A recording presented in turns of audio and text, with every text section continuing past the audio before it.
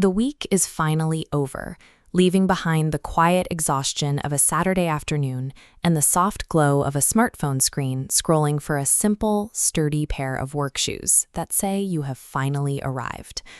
The numbers in your bank account are there, solid proof of the late nights, the promotions, and your absolute right to a little comfort. But the moment you look at the price tag, a completely different reflex takes over. An invisible committee of family voices wakes up in your head, whispering old warnings about waste, turning the simple act of clicking a button into a heavy betrayal of who you are supposed to be. You carry that quiet tension out of the house and into the warm, polished air of a Bandra cafe. Sitting across from you, a friend casually orders a hazelnut coffee and an almond croissant, never once dropping her eyes to audit the right side of the menu. She isn't being reckless or flashy.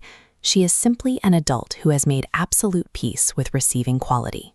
While you sit there, quietly and rapidly calculating the cost of roasted beans against decades of ingrained survival rules.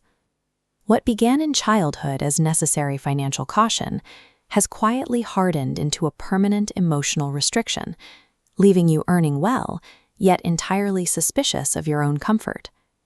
Retreating into the back of a cab, you let the chaotic blur of the city wash over the window. But the ghosts of those unbought shoes and that cafe chalkboard settle right into the seat next to you, a heavy, undeniable inheritance you carry everywhere.